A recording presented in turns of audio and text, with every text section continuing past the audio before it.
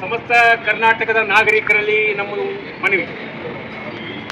Land lord ಅಂತಕ್ಕಂಥ ಒಂದು ಅತ್ಯುತ್ತಮವಾದ ಪಿಕ್ಚರು 80ರ ದಶಕದಲ್ಲಿ ಬಂಗಾರದ ಮನುಷ್ಯನ ನಂತರ ರೈತರ, ಕೂಲಿಕಾರರ, ಭೂಮಿ ಮತ್ತು ಜಾತಿ ಮತ್ತು ಸಂವಿಧಾನ ಎಷ್ಟು ಮುಖ್ಯ ಅಂತಕ್ಕಂಥ ಅಂಶಗಳನ್ನು ಒಳಗೊಂಡಿರ್ತಕ್ಕಂಥ ಲ್ಯಾಂಡ್ ಲಾರ್ಡ್ ಚಿತ್ರಕ್ಕೆ ಈ ದಿನ ಕರ್ನಾಟಕ ರಾಜ್ಯ ರೈತ ಸಂಘದ ಹೋರಾಟಗಾರರು ಮತ್ತು ಕೂಲಿಕಾರರು ದೊಡ್ಡ ಸಂಖ್ಯೆಯಲ್ಲಿ ಇದನ್ನು ನೋಡಬೇಕು, ಇಡೀ ಕರ್ನಾಟಕದ ಜನತೆಯಲ್ಲಿ ಅವೇರ್ನೆಸ್ ಆಗಬೇಕು ಅನ್ನೋ ಕಾರಣಕ್ಕೆ ನಾವು ಒತ್ತಾಯವನ್ನು ಮಾಡಿದ್ವಿ ಕರ್ನಾಟಕ ಸರ್ಕಾರಕ್ಕೆ ತೆರಿಗೆ ವಿನಾಯಿತಿ ಕೊಡಬೇಕು ಅಂತ.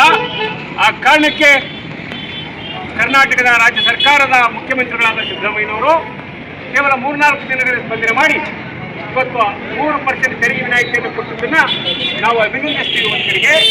ಅದರ ಜೊತೆಗೆ 1974ರ ದಶಕದಲ್ಲಿ ಉಳುವನೆಯ ಭೂಮಿಯ ಒಡೆಯ ಅಂತಕ್ಕಂಥ ಕಾನೂನನ್ನು ಭದ್ರಪಡಿಸಿ ಕರ್ನಾಟಕದಲ್ಲಿ ದೇವರಾಜ ಅರಸು ನೇತೃತ್ವದಲ್ಲಿ ಏನಿವತ್ತು ಸುಮಾರು 18ರಿಂದ 20 ಲಕ್ಷ ಬಡ ದಲಿತರಿಗೆ ಭೂಮಿ ಸಿಕ್ಕಿದ್ರೆ ಅದಕ್ಕೆ ಕಾರಣ ಆಗಿನ ದೇವರಾಜ ಅರಸು ಅವರು. ಮತ್ತು ಜೊತೆಗೆ 80ರ ದಶಕದಲ್ಲಿ ಹೆಗ್ಗಡ ರಾಮಣ್ಣ ಅಂತೇಳಿ ನಮ್ಮ ಆತ್ಮೀಯ ಹೋರಾಟಗಾರರು ನಮ್ಮ ಜೊತೆಗೆ ಇರ್ತಕ್ಕಂಥವ್ರು, ಅವರು ಕಮಿಟಿ ಸದಸ್ಯರಾಗಿ ಅಗ್ರಿಮೇಳೆ ತಾಲೂಕಿನಲ್ಲಿ ಸುಮಾರು 1000 ಜನ ದಲಿತರಿಗೆ ಭೂಮಿ ತಗ್ಗಕ್ಕೆ ಬೇಕಾದಂಥ ಕಾರ್ಯ ಮಾಡಿರ್ತಕ್ಕಂಥವ್ರು.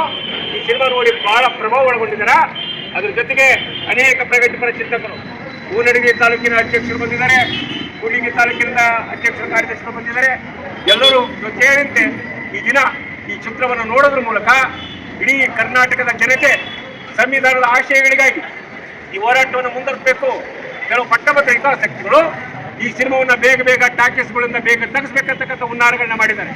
ಈ ಹುನ್ನಾರವನ್ನು ಮುರಿಲಿಕ್ಕೆ ಯಾವ ದಲಿತರು, ಜಾತಿಯಿಂದ ಸಂಕಷ್ಟಕ್ಕೊಳಗಾಗಿರೋರು, ಭೂಮಿ ಇಲ್ಲದಂಥ ಜನ, ರೈತರು, ಸಂವಿಧಾನದ ರಕ್ಷಣೆಗೆ ಆಗಿರ್ತಕ್ಕಂಥ ಜನತೆ ಈ ಹೋರಾಟವನ್ನು ಮುಂದುವರಿಸಬೇಕು ಅಂತೇಳಿ ಅದರ ಭಾಗವಾಗಿ ಇವತ್ತು ಕಾರ್ಯಕ್ರಮದಲ್ಲಿ ಭಾಗಿಯಾಗಿದ್ದೀವಿ. ಈ ಲ್ಯಾಂಡ್ ಮಾರ್ಕ್ ಚಿತ್ರಕ್ಕೆ ಜಯವಾಗಲಿ, ಜಯವಾಗಲಿ, ಜಯವಾಗಲಿ. ಸಂವಿಧಾನದ ಆಶಯ ಹೊತ್ತಿರುವ ಲ್ಯಾಂಡ್ ಮಾರ್ಕ್ ಚಿತ್ರಕ್ಕೆ